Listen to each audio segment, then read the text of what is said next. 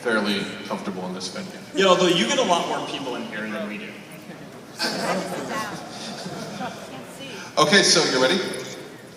I have a few questions for you about the IPO to start.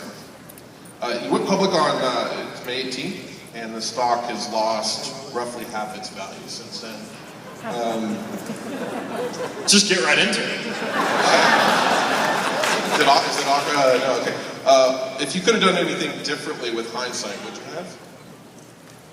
Well, you know, I mean, the performance of the stock has obviously been disappointing, right? And we care about our shareholders, and the commitment that we made is that we're going to execute this mission of making the world more open and connected, and we're going to do the things that we think are going to build value over the long term.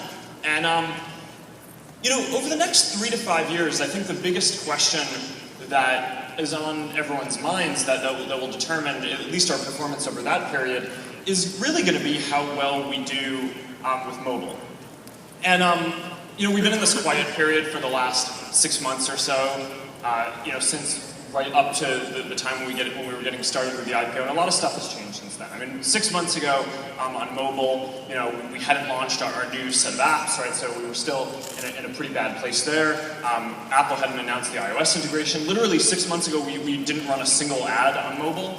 So, you know, I think it's easy for a lot of folks without us being out there talking about the stuff that we're doing to really underestimate how fundamentally good mobile is for us. And that's one of the main things that you know, this is the first time that I've really spoken since the IPO publicly, and it's one of the main things that I think is misunderstood right now is how fundamentally good it is on a bunch of different levels. So I mean, the first is there are more users, right? Obviously, the second is that per person who's using Facebook on mobile, there's more engagement and they're spending more time. And then the third is that per amount of time that people spend on mobile, we think that we're going to make a lot more money than we do on desktop too.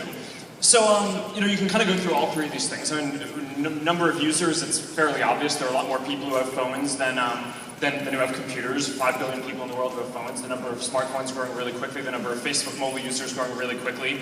On engagement, we already see that mobile users are more likely to be daily active users of Facebook than desktop users. They're more than twice as likely to use Facebook 6 out of 7 days of the week. So there's a lot that we can do there, and those stats are from before we even launched the most recent version of the iOS app. Which has been a massive improvement. And since we launched that, the number of stories that people have consumed have doubled on that.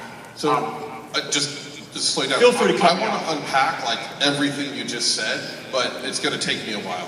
And I don't want to cut you off. We have 21 minutes. But you've just said so much. There's so much to unpack in there. But let's just jump back up I want to get rid of the IPO questions first, and then it's interesting how much you talk about mobile though, and then we're going to talk a lot more about that. Go for it.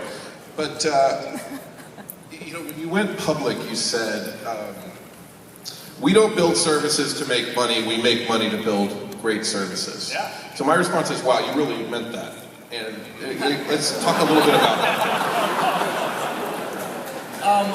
You said I didn't mean that. It seems like you really meant it. Yeah, we really mean that.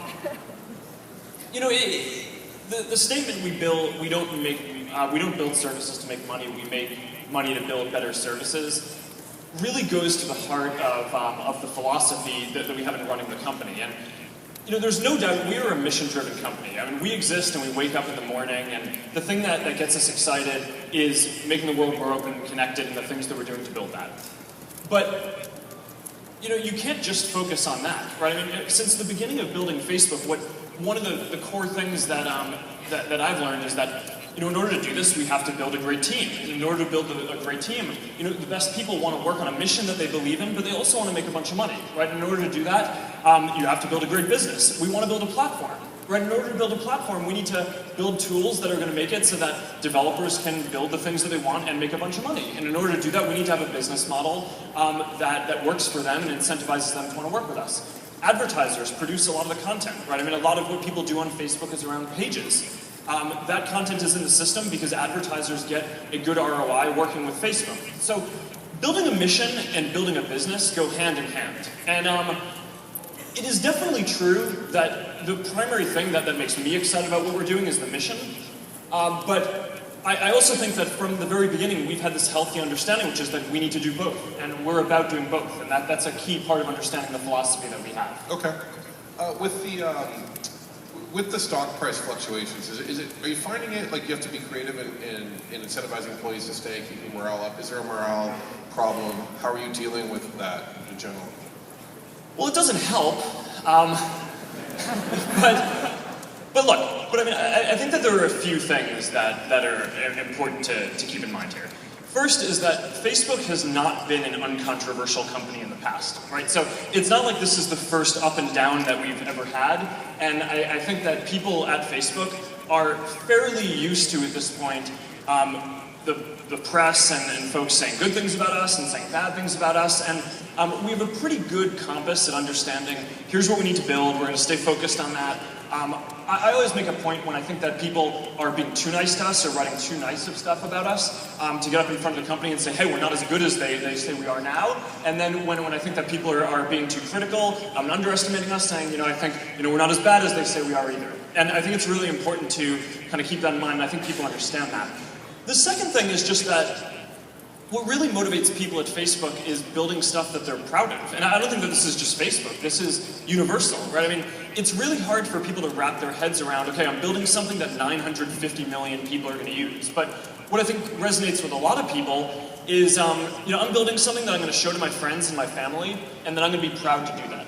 And one of the things that we've found is when we release apps, right, the new version of Messenger, the new version of the iOS app, the iOS integration that's coming out, the camera app, all these types of things, that's not only the stuff that drives morale inside the company, but it also drives a lot of recruiting. Because a lot of people come to us and say, I want to work at this place because you guys built that, and you guys are doing some of the most interesting stuff out there. So that's the second thing.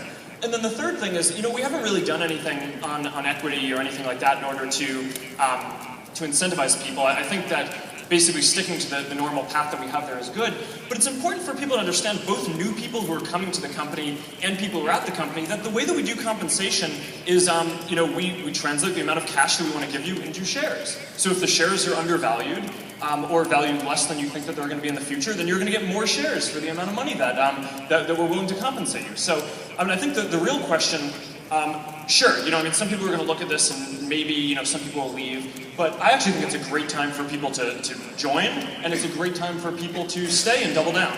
And